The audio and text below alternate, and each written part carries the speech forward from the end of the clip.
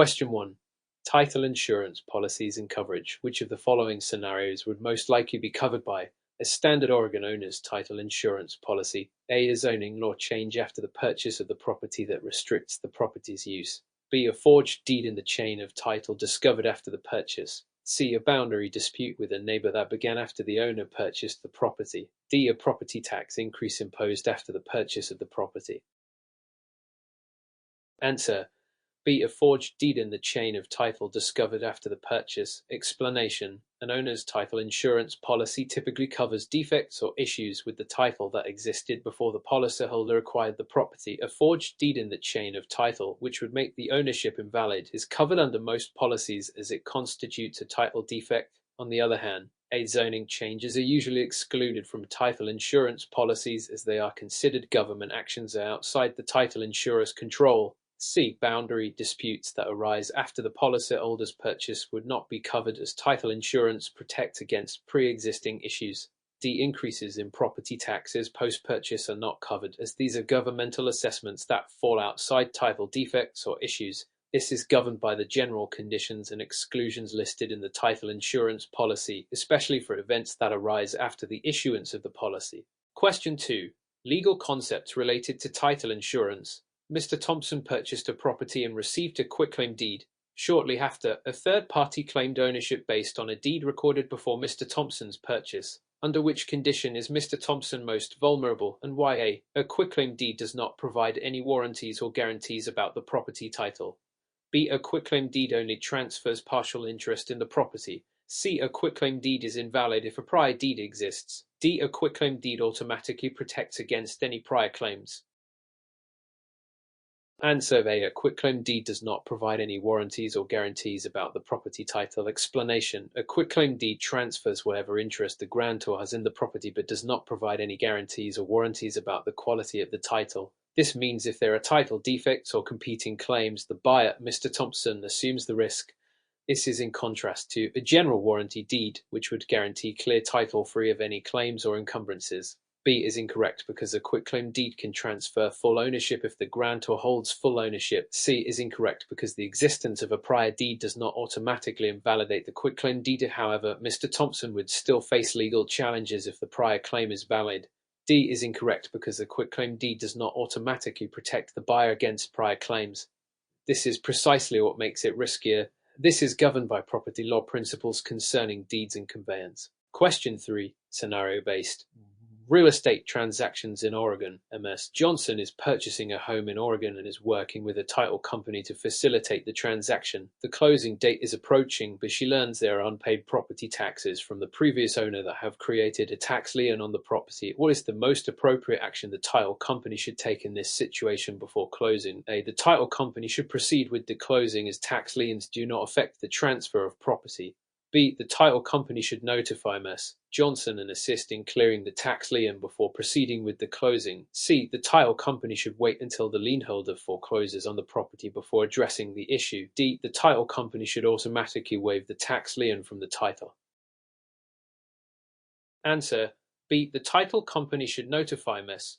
Johnson and assist in clearing the tax lien before proceeding with the closing. Explanation: a tax lien is an encumbrance that affects the title, and the title company has a duty to ensure that the title is clear and marketable before closing. Tax liens take priority over other liens, and failure to address them could result in legal or financial problems for Ms. Johnson. Therefore, the title company must notify her of the issue and work to clear the lien, usually by ensuring the unpaid taxes are settled as part of the closing process. A is incorrect because tax liens directly affect the transferability of the property. C is incorrect because waiting for foreclosure could significantly delay the closing and harm the buyer's interests. D is incorrect because tax liens cannot simply be waived by the title company. They must be resolved, typically by payment.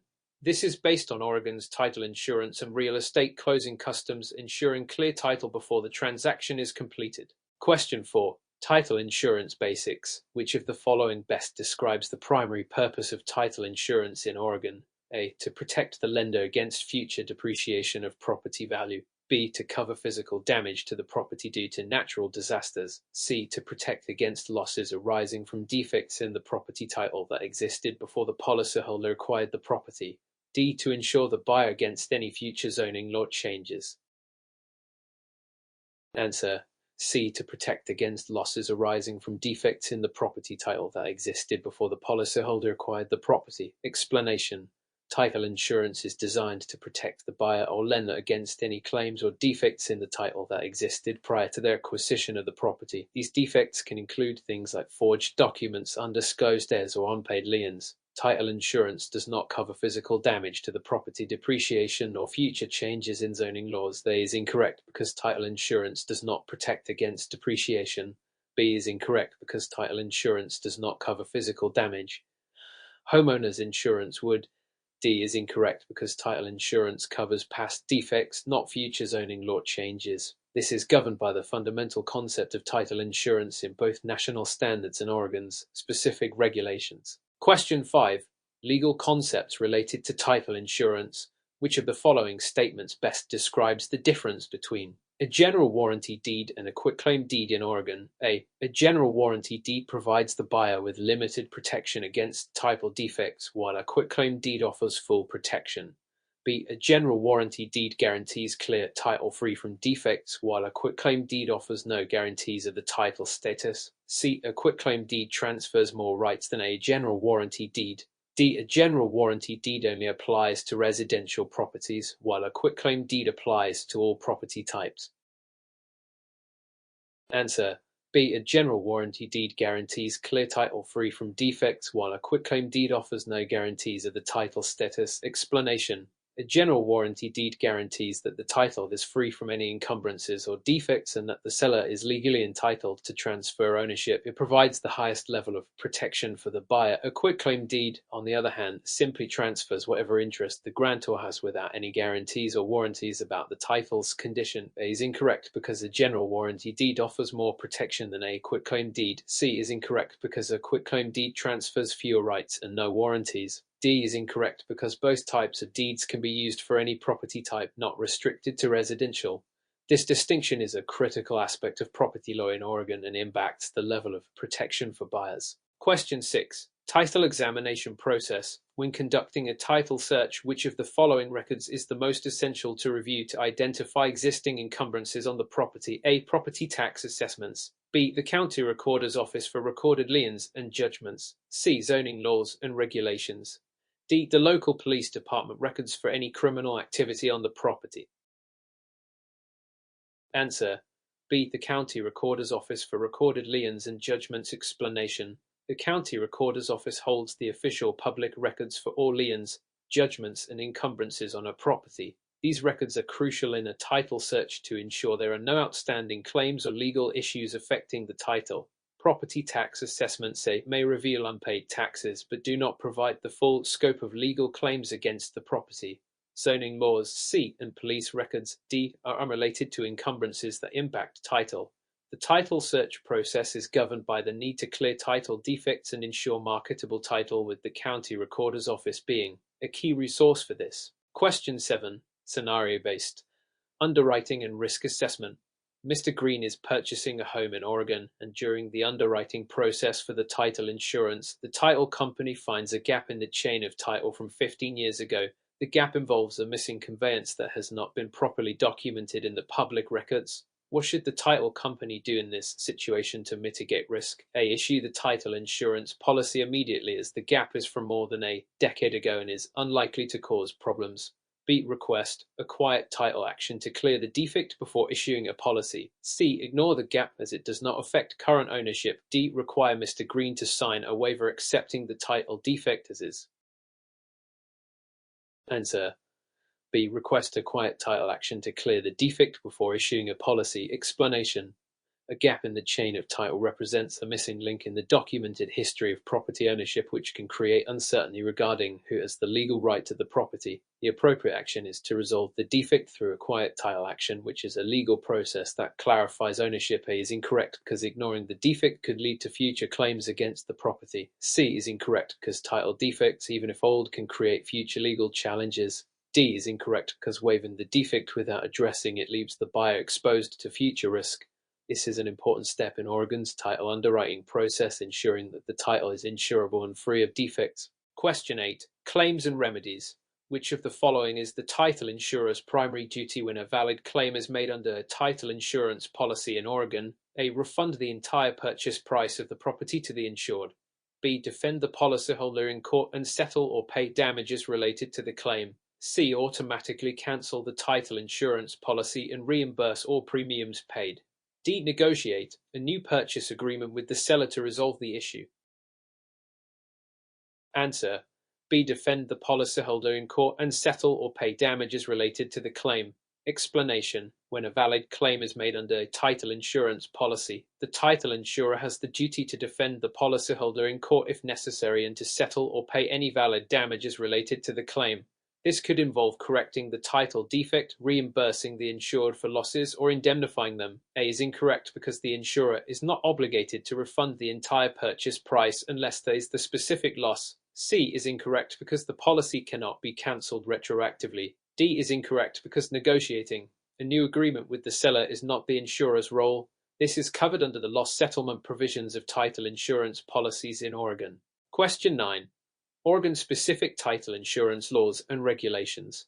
Which of the following practices is prohibited for title insurance companies and agents under Oregon law? A. Offering discounts on title insurance premiums for repeat customers. B. Charging a higher premium for properties in high-risk areas. C. Rebating a portion of the insurance premium to the real estate agent who referred the client. D. Offering additional endorsements for an extra premium. Answer: C. Rebating a portion of the insurance premium to the real estate agent who referred the client. Explanation: rebating, which is the practice of giving a portion of the insurance premium to a real estate agent or any other party as an incentive for referrals, is prohibited under Oregon law. This ensures fair competition and prevents conflicts of interest. A is incorrect because offering discounts for repeat customers is allowed as long as it complies with state pricing regulations. B is incorrect because charging higher premiums based on risk is standard practice in the insurance industry. D is incorrect because offering additional endorsements for an extra premium is common in title insurance. This is governed by Oregon revised statutes or and Oregon administrative rules, or specifically those regulating prohibited practices in the title insurance industry. Question 10. Ethical and legal responsibilities of title agents. Which of the following is a violation of a title agent's fiduciary duties in Oregon? A. Disclosing a title defect to the buyer and the seller. B. Withholding information about an escrow fund discrepancy from both parties. C. Providing neutral information about the title to both buyer and seller. D. Referring the buyer to a real estate attorney for legal advice. Answer: B. Withholding information about an escrow fund discrepancy from both parties. Explanation: the title agent has fiduciary duties to act in the best interest of all parties involved in the transaction. Withholding information about an escrow discrepancy violates this duty as the agent is required to be transparent and neutral. A is incorrect because disclosing title defects is part of the agent's responsibility. C is incorrect because providing neutral information is appropriate. D is incorrect because referring parties for legal advice when needed is part of ethical practice. This duty is outlined in Oregon's regulations for title agents, emphasizing the importance of transparency and avoiding conflicts of interest. Question 11. Adverse possession in Oregon. In Oregon, how many years must someone openly and continuously possess property to claim it under adverse possession? A. 5 years. B. 7 years. C. 10 years. D. 20 years. Answer: C. 10 years. Explanation: under Oregon law, someone can claim property through adverse possession if they have been openly, continuously, and hostilely possessing the property for 10 years. This means they must act as the owner without permission from the actual owner, and the possession must be obvious to others. They and B are incorrect because Oregon requires a longer period of possession. D is incorrect because 20 years is too long under Oregon law. This rule is significant in property law, especially when resolving disputes over boundaries or claims to land. Question 12. Escrow responsibilities in Oregon. What is the primary duty of an escrow agent in a real estate transaction in Oregon? A. To advise the buyer and seller on the legal terms of the contract. B. To ensure that all terms of the sale are fulfilled before disbursing funds. C. To negotiate terms between the buyer and seller. D. To represent the interests of the buyer exclusively. Answer: B. To ensure that all terms of the sale are fulfilled before disbursing funds. Explanation: The primary duty of an escrow agent is to act as a neutral third party, ensuring that all conditions of the contract, such as receiving the necessary documents and funds, are met before any disbursement of funds occurs. A is incorrect because escrow agents do not provide legal advice. C is incorrect because escrow agents do not negotiate terms. D is incorrect because escrow agents do not exclusively represent either party. This role is critical for maintaining fairness and integrity in real estate transactions in Oregon. Question 13. Oregon Homestead Exemption. What is the maximum homestead exemption for an individual in Oregon as of 2024? A. $30,000. B. $50,000. C. $75,000. D. $100,000. Answer: D. $100,000. Explanation: as of 2024, Oregon law allows an individual to claim a homestead exemption of up to $100,000 in equity on their primary residence. This protects a portion of the homeowner's equity from creditors in case of bankruptcy or other legal judgments. A and B are too low for the current exemption. C is incorrect because the limit is now $100,000. This exemption is essential in helping homeowners protect their property from certain financial liabilities. Question 14. Foreclosure process in Oregon. Which of the following is the standard method for foreclosure in Oregon? A. Judicial foreclosure. B. Non-judicial foreclosure. C. Strict foreclosure. D. Deed in lieu of foreclosure. Answer: B. Non-judicial foreclosure. Explanation: in Oregon, the most common method for foreclosure is non-judicial foreclosure, which does not require court involvement and is typically quicker and less expensive than judicial foreclosure. A is incorrect because judicial foreclosure, while possible, is not the standard method. C is incorrect because strict foreclosure is not used in Oregon. D is incorrect because a deed in lieu of foreclosure is an alternative to foreclosure, not a standard process. This procedure is governed by Oregon revised statutes and is commonly used when the borrower defaults on a mortgage. Question 15. Special assessments in Oregon. A special assessment is imposed on a property in Oregon to fund a new public park. Which of the following properties would most likely be subject to the assessment? A. A property outside the city limits. B. A property within the designated benefit district for the park. C. A property recently sold to a new owner. D. A property owned by a tax-exempt non-profit organization. Answer: B. A property within the designated benefit district for the park. Explanation: a special assessment is typically imposed on properties that will directly benefit from the improvement, such as those within a designated benefit district. Properties located outside the district or owned by tax-exempt organizations, such as non-profits, may be exempt from the assessment. A is incorrect because the property is outside the district. C is irrelevant as ownership change does not affect special assessment liability. D is incorrect because tax-exempt organizations may not be subject to the assessment. This form of assessment helps fund public infrastructure or services that benefit specific properties. Question 16, scenario-based. Encroachments and remedies. Mr. Black has discovered that his neighbor's fence encroaches by 2 feet onto his property in Oregon. What is Mr. Black's best course of action to resolve the issue? A. Remove the fence immediately and charge the neighbor for the cost. B. File a lawsuit for trespass without notifying the neighbor. C. Ask the neighbor to move the fence or agree to a boundary line adjustment. D. Sell the 2 feet of land to the neighbor. Answer: C. Ask the neighbor to move the fence or agree to a boundary line adjustment. Explanation: the most practical solution is to address the encroachment by negotiating with the neighbor, either requesting the removal of the fence or agreeing to a legal boundary adjustment. A is incorrect because removing the fence without consent could escalate the issue and lead to legal repercussions. B is not ideal because lawsuits should be a last resort. D may be an option but is not necessarily the best course of action without first attempting to resolve the encroachment. Oregon law encourages amicable resolutions to boundary disputes before resorting to legal action. Question 17. Oregon transfer on death deed. What is a key benefit of an Oregon transfer on death? Todd deed. A. It allows the property to be transferred to heirs without going through probate. B. It permits the immediate sale of the property before the owner's death. C. It allows the property owner to avoid paying property taxes. D. It ensures that the property cannot be foreclosed upon. Answer A. It allows the property to be transferred to heirs without going through probate. Explanation: a transfer on death. Todd deed allows the property owner to name a beneficiary who will receive the property upon the owner's death without the need for probate. B is incorrect because the property cannot be sold before the owner's death under a TOD deed. C is incorrect because the deed does not affect property taxes. D is incorrect because a TOD deed does not prevent foreclosure. This type of deed provides a streamlined method of transferring property to heirs. Question 18. Oregon's land use planning system. Which of the following is a key feature of Oregon's land use planning system? A. Counties have complete autonomy in deciding land use policies. B. Statewide planning goals guide development to protect agricultural and forest lands. C. Developers can build without regard to local zoning laws. D. All urban areas must allow unrestricted development. Answer. B. Statewide planning goals guide development to protect agricultural and forest lands. Explanation. Oregon has a unique land use planning system that includes 19 statewide planning goals, one of which is the protection of agricultural and forest lands. These goals guide local planning and development to ensure sustainable growth. A is incorrect because counties must adhere to state planning goals. C and D are incorrect because zoning laws regulate development. This system ensures balanced development while preserving valuable natural resources. Question 19.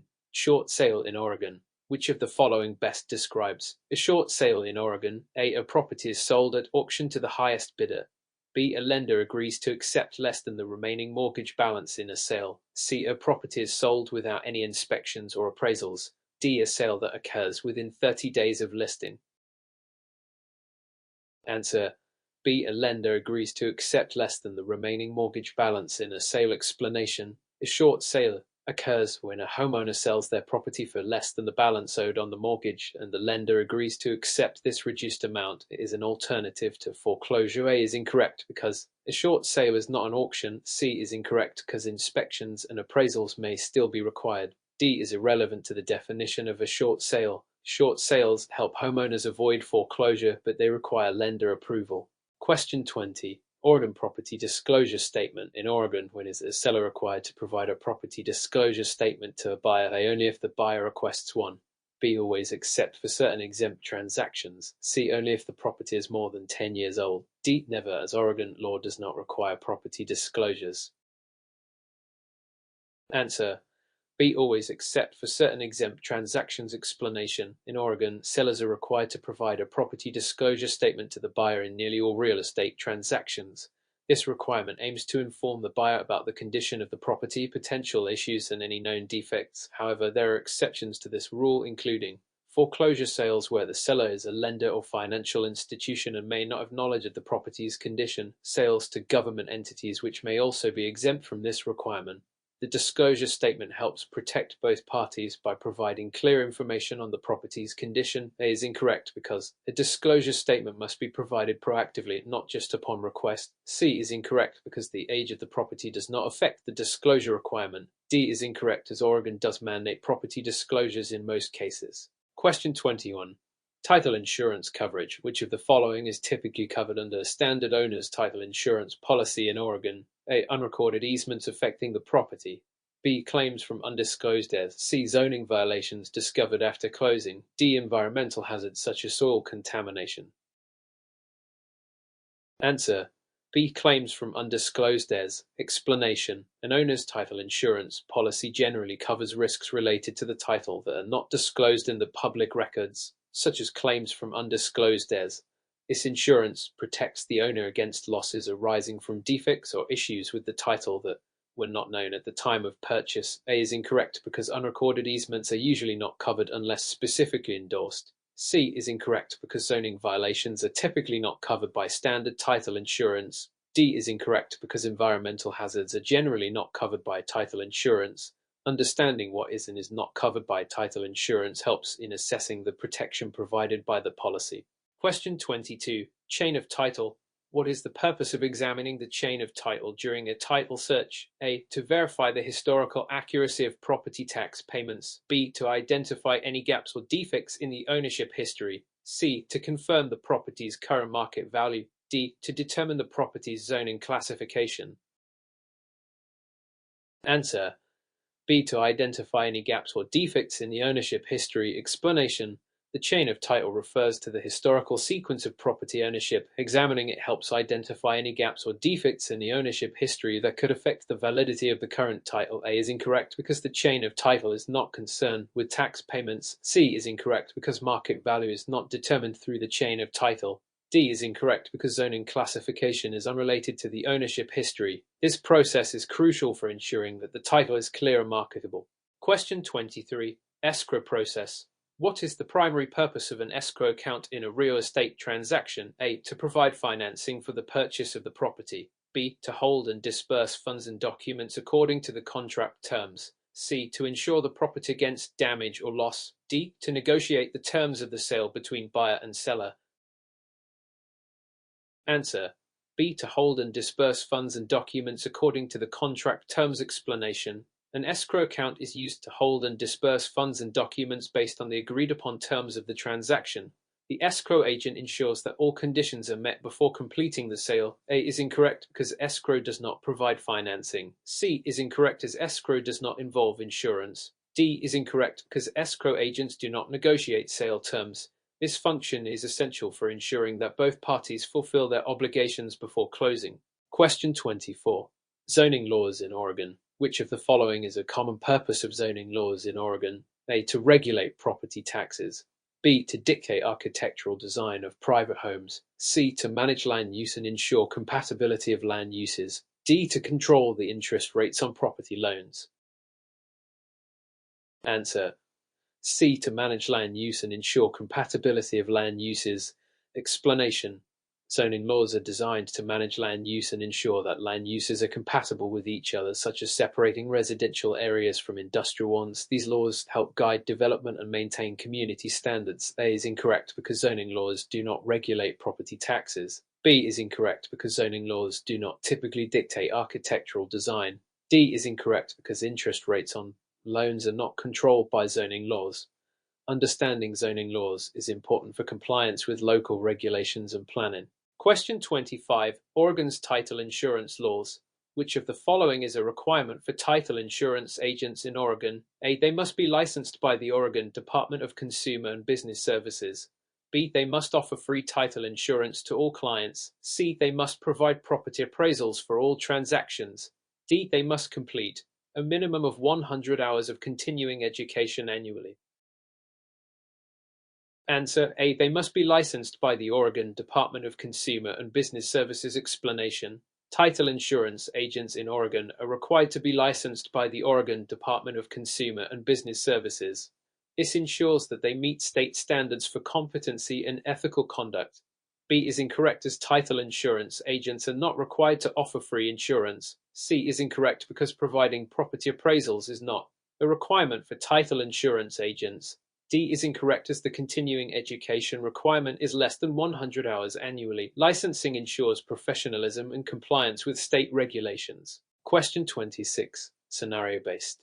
Tile defect resolution, MS. Green discovers a lien on her property that was not disclosed before purchase. What is the first step she should take to address this issue in Oregon? A. Immediately pay off the lien amount to clear the title. B. File a lawsuit against the seller for misrepresentation. C. Contact the title insurance company to file a claim. D. Ignore the lien and proceed with the property sale. Answer. C. Contact the title insurance company to file a claim.